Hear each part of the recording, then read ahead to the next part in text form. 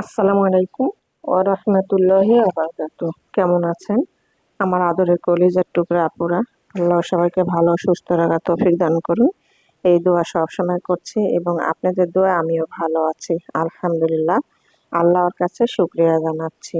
তো আপুরা, আজকে আমি টমেটো মসুর ডাল দিয়ে আমি লাউ রান্না করব। তো আমি এখানে লাউ ধুয়ে কেটে রেখেছি এবং আমি মসুর ডাল ধুয়ে পরিষ্কার করে নিয়েছি, টমেটো কেটে নিয়েছি, কাঁচামরিচ ও পেঁয়াজ কেটে নিয়েছি। তো আপুরা, চলুন টমেটো মসুর ডাল দিয়ে লাউ রান্না করানো যাক। তো আপুরা, আমি চুলাতে কড়াই বসিয়ে দিয়েছি এবং কাঁচামরিচ ও পেঁয়াজ কাটা দিয়ে দিলাম।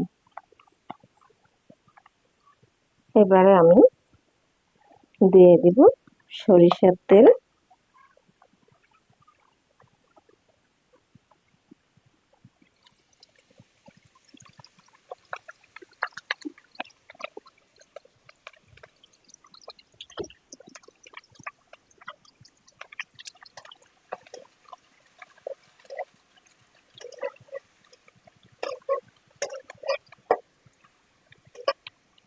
আমি একটু হালকা করে ভেজে নিব।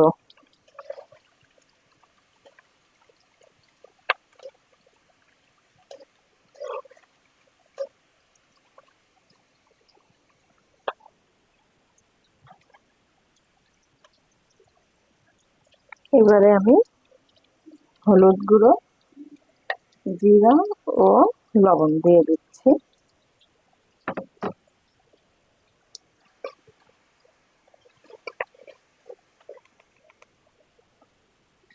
আমি এবার টমেটো গুলো দিয়ে দেব।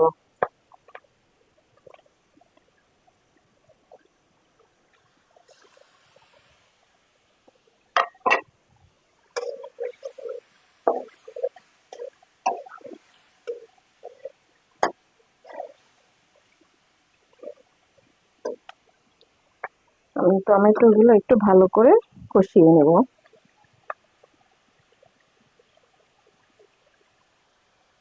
আপুরা, টমেটো আমি ভালো করে কষিয়ে নিলাম। এবার আমি লাউ দিয়ে দিব।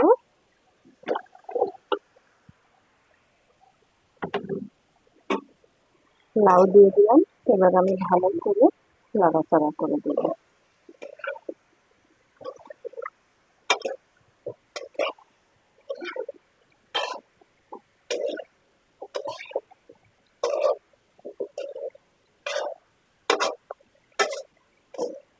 আপুরা, এবার আমি মসুর ডালগুলো দিয়ে দিব।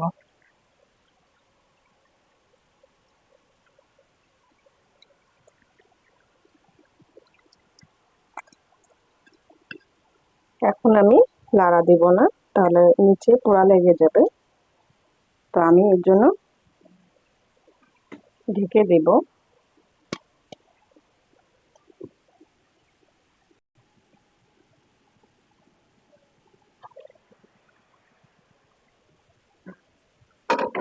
আপুরা, এবার আমি নাড়াচাড়া করে দিচ্ছি।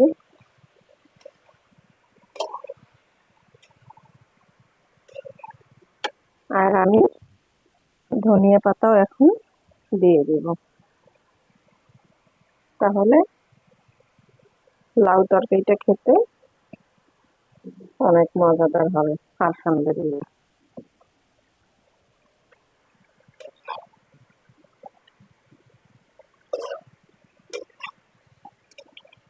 তারপরে এইভাবে আপনারাও আমার ভিডিওটি শুরু থেকে শেষ পর্যন্ত দেখে রান্না করে খেয়ে দেখবেন।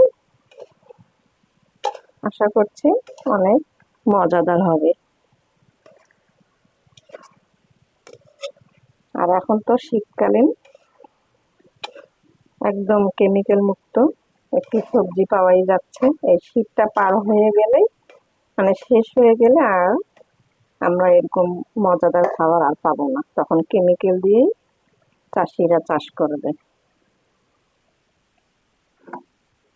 তো আমি এখন আবারও ঢেকে দিচ্ছি।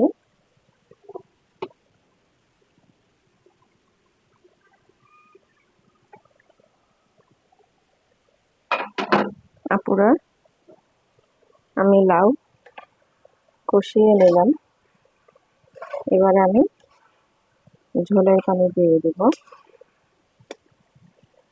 অনেক সুন্দর একটা ফ্লেভার আসতেছে আপুরা, খুব সুন্দর ঘ্রাণ বেরিয়েছে।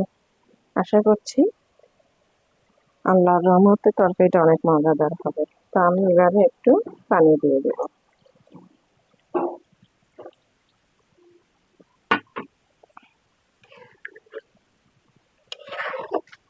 পানি না দিলেই হবে না, পানি দিতেই হবে, যেহেতু আমি মসুর ডাল দিয়েছি, এই জন্য পানিটা দিয়ে দিলাম। তারপরে আমি আবারও ঢেকে দিব।